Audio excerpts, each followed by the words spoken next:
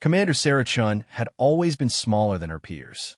At 5 feet 2 inches and weighing barely 120 pounds, she looked like someone who belonged in a library rather than on a military vessel. The other officers at the Naval War College often exchanged glances when she entered a room, their expressions mixing curiosity with barely concealed doubt. The morning that would change everything began like any other Tuesday in September. The Advanced Tactical Training Simulation was scheduled for 0800 hours, and 23 of the Navy's brightest officers had gathered in the sterile, white briefing room. Admiral Marcus Wellington, a man whose chest displayed more ribbons than a gift shop, stood before the massive digital display showing the day's challenge. Today's scenario involves the rescue of a downed pilot behind enemy lines, Admiral Wellington announced, his voice carrying the authority of 3 decades at sea. Intelligence suggests the pilot is trapped in a cave system approximately 2 miles inland from the extraction point. The cavern entrance measures 18 inches in diameter. The room fell silent as the implications sank in.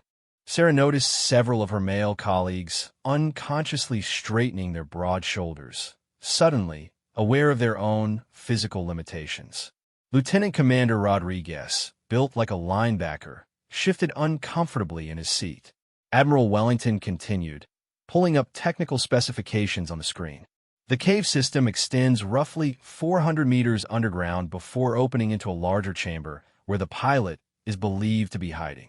Surface extraction is impossible due to heavy enemy patrols and anti-aircraft systems. The only viable approach is through this narrow entrance.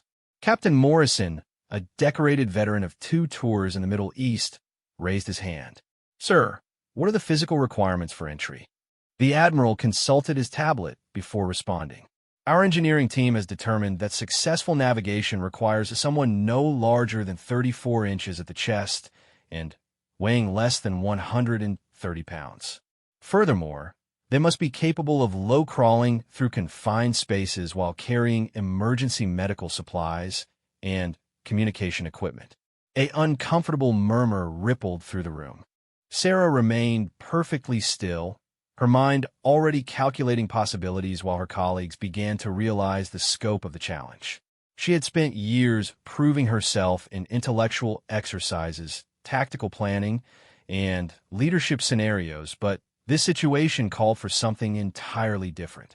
Additionally, Admiral Wellington added, the mission must be completed within a 6-hour window.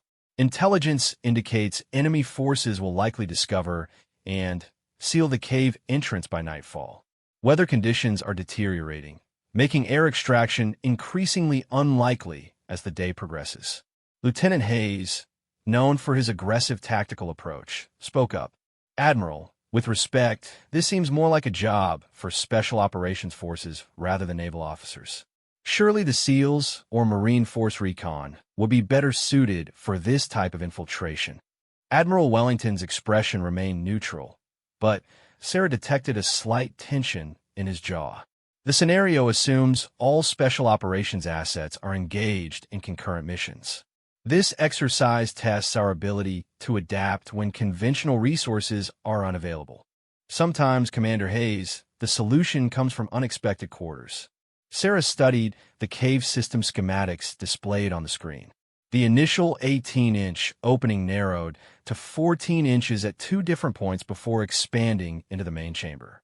The path twisted through solid rock, requiring precise navigation in complete darkness. Most of her colleagues possessed the technical skills and tactical knowledge necessary for the mission, but physics presented an insurmountable obstacle. During the brief break that followed, Sarah overheard fragments of conversation from her fellow officers.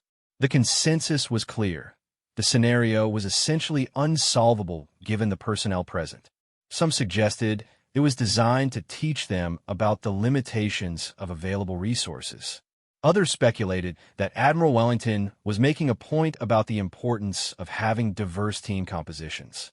"It's physically impossible," she heard Captain Morrison tell Lieutenant Rodriguez near the coffee station.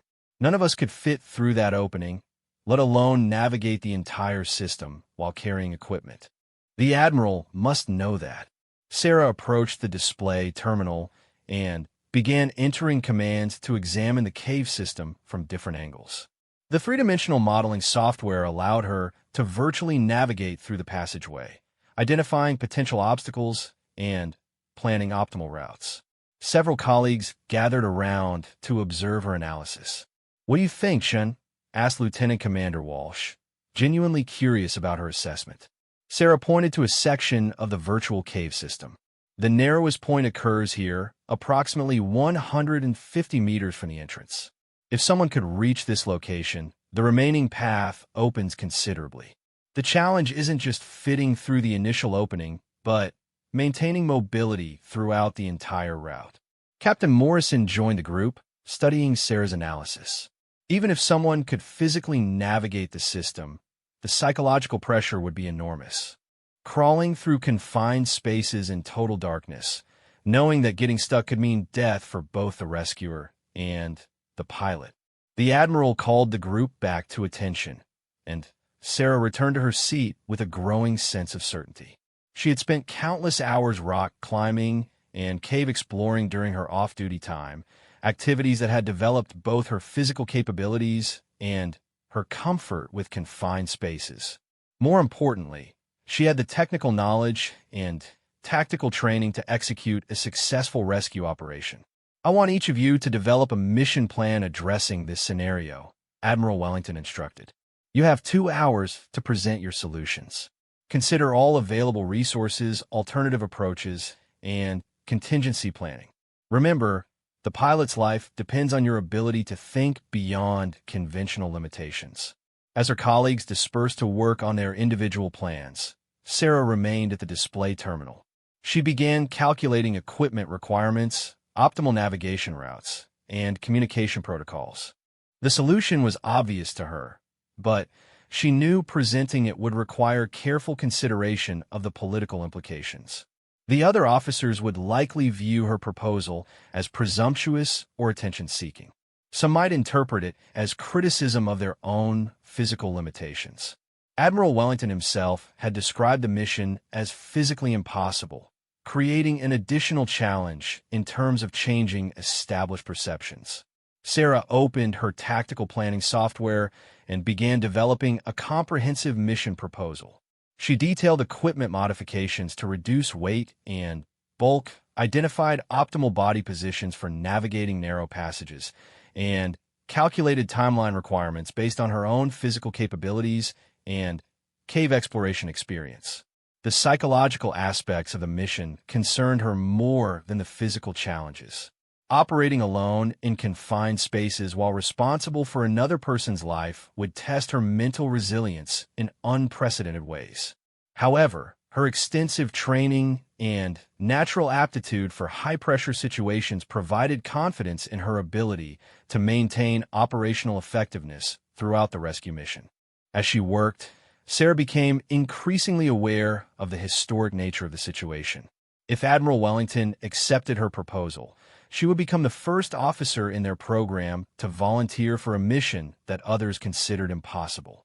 The implications extended beyond personal achievement to questions about physical requirements and capability assessments in military operations. The weight of potential failure pressed down on her as heavily as the rock walls she would navigate if given the opportunity. Not only would she be risking her own life, but the life of a fellow service member depended on her success.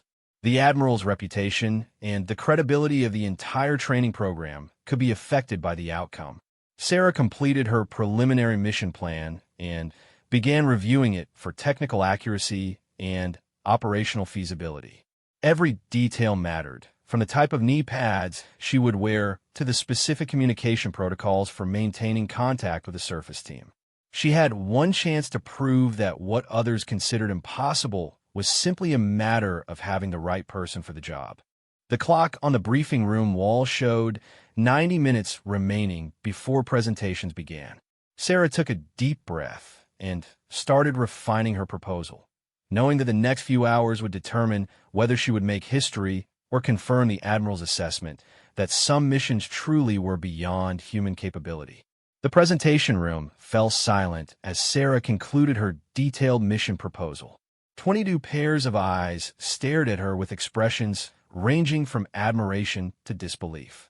Admiral Wellington leaned back in his chair, his weathered hands clasped in front of him as he processed what he had just heard. "Commander Chun," the Admiral began slowly, "you're suggesting that you personally execute this rescue mission. Is that correct?"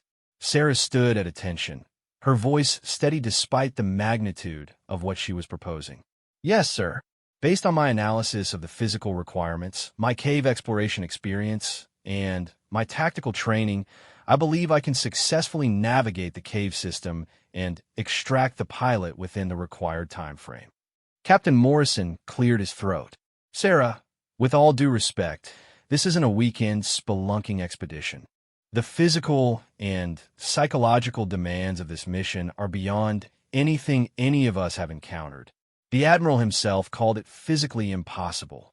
Admiral Wellington raised his hand to quiet the room. "Commander Chun, walk me through your risk assessment. What makes you confident you can succeed where others would fail?"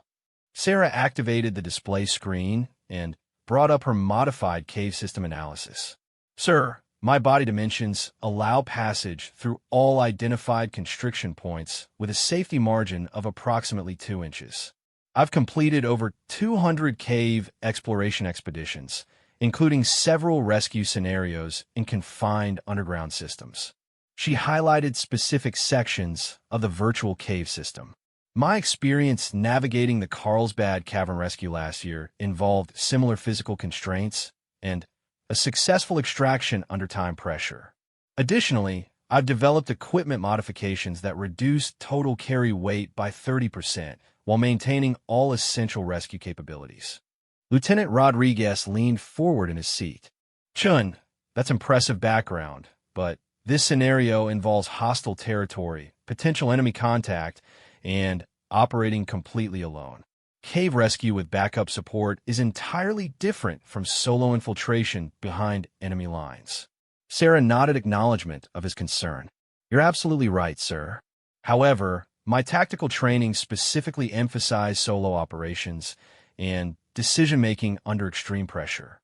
The confined environment actually provides tactical advantages in terms of concealment and approach routes that larger personnel couldn't exploit." Admiral Wellington studied the technical specifications displayed on screen.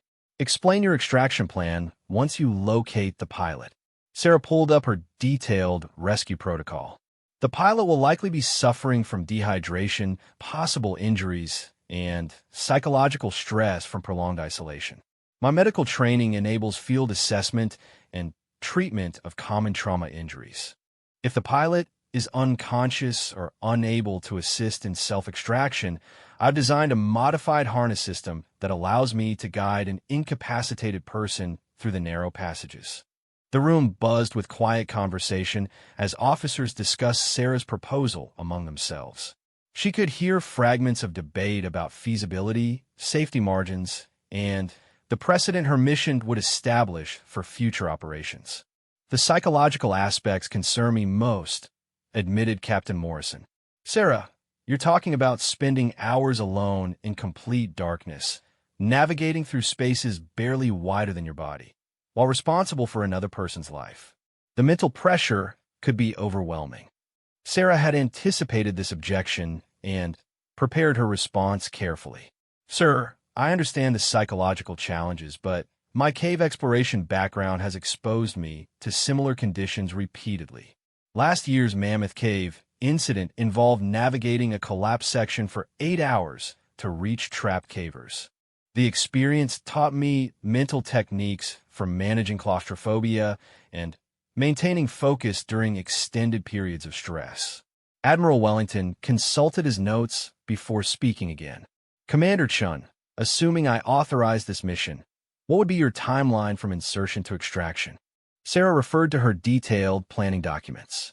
"Sir, based on cave system measurements and optimal movement speeds, I estimate 45 minutes to reach the main chamber. Assuming the pilot is conscious and mobile, medical assessment and preparation for extraction should require 30 minutes. Return journey with the pilot would take approximately 90 minutes, accounting for his reduced mobility and need for frequent rest stops. Lieutenant Hayes did quick mental calculations. That's 3 hours total, well within the 6-hour window.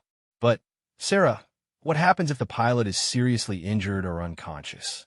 How do you modify your timeline? Sarah had spent considerable time analyzing worst-case scenarios. If the pilot requires extensive medical treatment or is unconscious, extraction time could extend to 4.5 hours total. I've identified 3 rest points along the route where extended medical treatment could be administered if necessary. Emergency communication protocols allow me to request additional time if conditions warrant. The Admiral stood and walked to the display screen, examining Sarah's cave system analysis from multiple angles. Commander Chun, I'm impressed by the thoroughness of your planning, but I have serious reservations about authorizing such a high-risk mission. The potential for catastrophic failure is significant. Sarah maintained her professional composure while internally feeling the weight of potential disappointment. Sir, I understand your concerns about risk assessment. However, the alternative is certain failure for the pilot if no rescue attempt is made. My proposal offers the only viable chance of successful extraction given current constraints. Captain Morrison spoke up again. Admiral, perhaps we could modify the scenario to allow for alternative extraction methods. Surface infiltration with heavier equipment, or delayed extraction when special operations assets become available. Admiral Wellington shook his head firmly. The scenario parameters are fixed, Captain. Real-world situations don't allow for convenient modifications when initial plans prove challenging. Commander Chin's proposal is the only one presented today that addresses the actual constraints we're facing. The room fell silent again as the implications of the Admiral's statement became clear. Sarah realized that her colleagues hadn't seriously attempted to solve the scenario because they had dismissed it as impossible from the beginning. Their presentations had focused on alternative approaches that ignored the fundamental physical requirements. Very well, Commander Chen, Admiral Wellington announced after a long pause. I'm authorizing your mission proposal for immediate execution. However, I want extensive safety protocols in place, including continuous communication monitoring and emergency extraction procedures. Sarah felt a surge of adrenaline mixed with profound responsibility. Yes, sir. I request permission to begin equipment preparation immediately. Optimal insertion time, based on weather patterns and enemy patrol schedules, would be 1,400 hours. Lieutenant Commander Walsh looked concerned. Admiral, are we really going to send Sarah into an actual hostile environment? This started as a training simulation. Admiral Wellington's expression grew serious. Commander Walsh, this ceased being a simulation the moment Commander Chun presented a viable solution. Real military operations require us to adapt our thinking and utilize available resources effectively, regardless of whether those resources match our conventional expectations. Sarah began gathering her planning materials, her mind already shifting from theoretical analysis to practical preparation. Sir, I'll need access to specialized equipment stores and permission to modify standard cave rescue gear according to my specifications. The Admiral nodded approval. You have carte blanche for equipment acquisition, Commander Chen. I want you to have everything necessary for mission success. Additionally, I'm assigning Lieutenant Rodriguez as your surface coordinator and communication specialist. Rodriguez straightened in his chair. Yes, sir. Sarah, I'll begin setting up communication protocols and emergency response procedures immediately. As the briefing concluded and officers began filing out of the room, Sarah remained behind to finalize her mission timeline with Admiral Wellington. The weight of making history pressed down on her, but she felt confident in her preparation and capabilities. Commander Chun, the Admiral said quietly once they were alone, I want you to understand the significance of what you're undertaking. Success could revolutionize how we think about mission capability and personnel selection. Failure could end careers, including your own. Sarah met his gaze directly.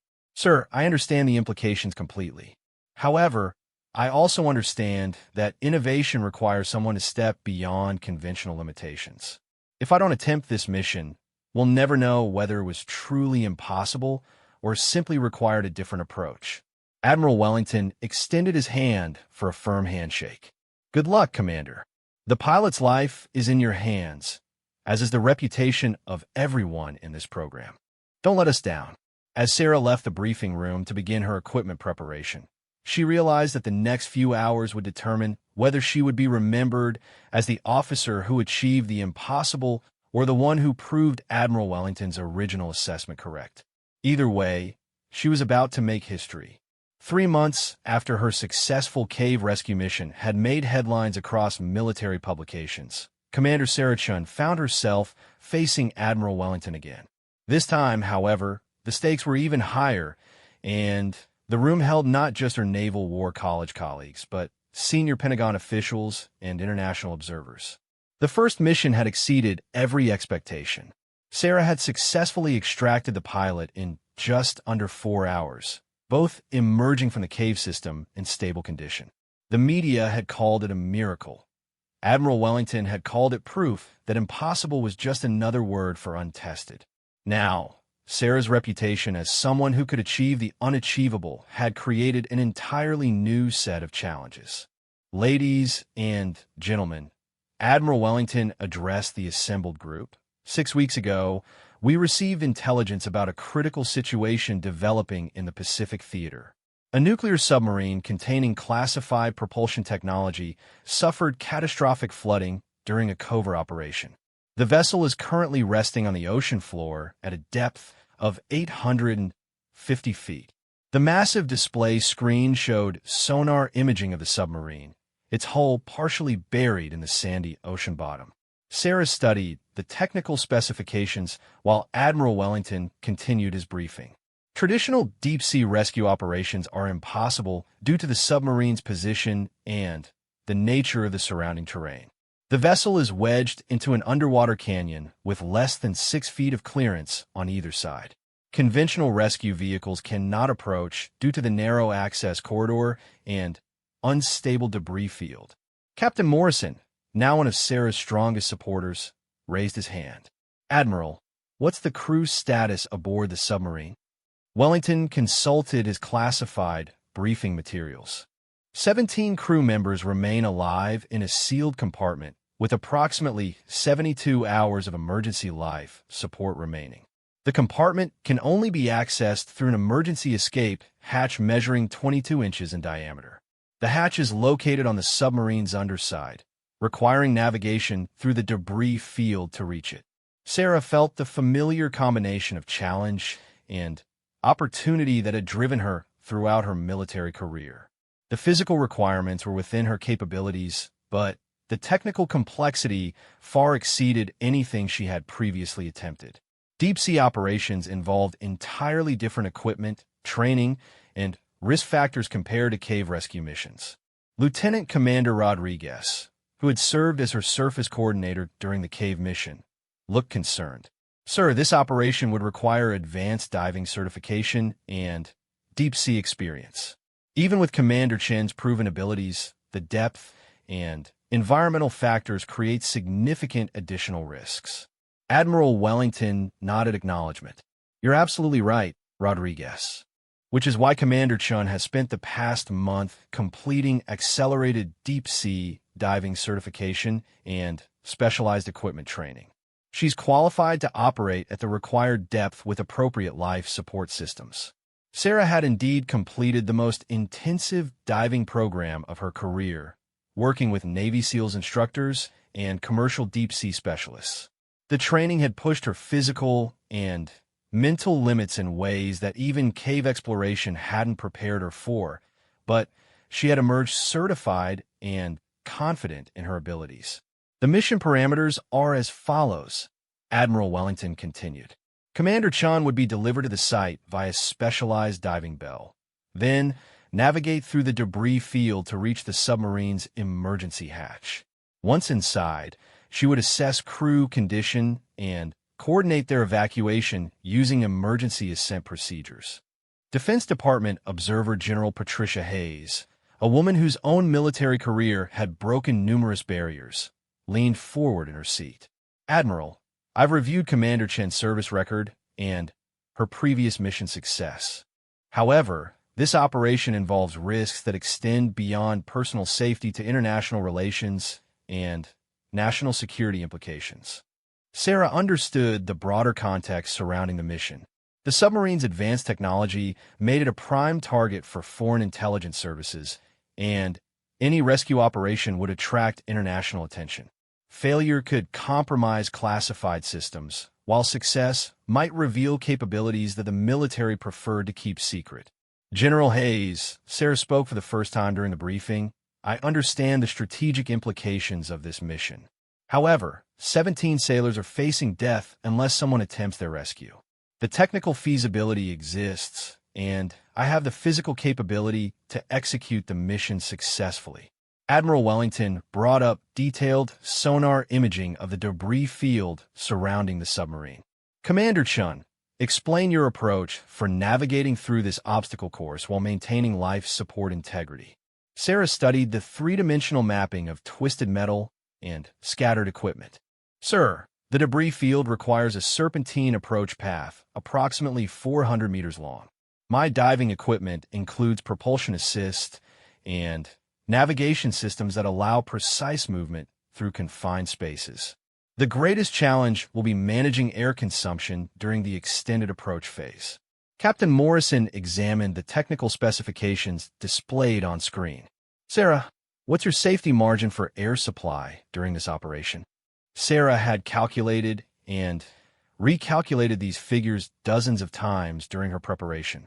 Sir, based on optimal movement speed and minimal exertion, I estimate 45 minutes to reach the submarine, 30 minutes for crew assessment and evacuation preparation, and 60 minutes for return journey with potential crew assistance. Total mission time would be just over 2 hours with emergency reserve remaining. International Observer Commander Klaus Weber from the German Navy asked the question that everyone was considering. Commander Chun, your previous success was remarkable, but deep-sea operations involve exponentially greater risks. Equipment failure, nitrogen narcosis, decompression sickness, or navigation errors could be fatal. What gives you confidence in your ability to manage these additional variables? Sarah had anticipated this line of questioning and prepared her response carefully. Sir, my training over the past month has exposed me to each of these potential complications under controlled conditions. Additionally, my experience with high-pressure decision-making and confined space operations provides a foundation for managing the psychological aspects of deep-sea rescue missions. Admiral Wellington consulted with the Pentagon officials before addressing the room again. The decision has been made to authorize this mission. Commander Chun, you have 24 hours to complete final equipment checks and mission preparation. Weather conditions and international shipping patterns provide a narrow window for optimal operation execution. The announcement sent a ripple of excitement and anxiety through the assembled officers. Sarah realized that she was about to attempt something that had never been successfully accomplished by any military diver, male or female, regardless of experience level. Sir, Sarah responded, I request permission to review submarine interior layout and emergency protocols with the surviving crew via underwater communication systems. Understanding their condition and capabilities will optimize evacuation procedures. General Hayes nodded approval. Granted. Commander Chun, you'll have direct communication access to the submarine beginning at 0600 hours tomorrow. Use that time wisely to coordinate with the crew and finalize your rescue protocols. As the briefing concluded and officials began filing out, Admiral Wellington approached Sarah privately. His expression mixed pride with deep concern for what she was about to attempt. Commander, he said quietly, 3 months ago, I called your cave mission physically impossible. You proved me wrong and saved a life in the process. Now I'm about to send you into a situation that makes that first mission look simple by comparison. Sarah met his gaze with the confidence that had carried her through every challenge of her military career. Sir, impossible is just another way of saying nobody's figured out how to do it yet. 3 months ago, everyone thought cave rescue required a larger person with different capabilities. Tomorrow, we'll find out whether deep-sea rescue has been limited by the same type of conventional thinking. Admiral Wellington smiled grimly. Commander Chun, if you succeed tomorrow, you'll have redefined what's possible not just for the Navy, but for military operations globally. 17 lives depend on your ability to prove that impossible is simply another obstacle to overcome. Sarah gathered her mission planning materials and headed for the equipment preparation area. In less than 24 hours, she would either save 17 lives and make history again, or prove that some missions truly were beyond human capability. Either way, she was determined to find out exactly where those limits actually existed. The weight of 17 lives pressed down on her shoulders as heavily as the water pressure she would soon face 850 feet beneath the ocean surface. But Sarah had learned that extraordinary situations demanded extraordinary solutions, and she had never been one to back down from proving that the impossible was just another word for untested.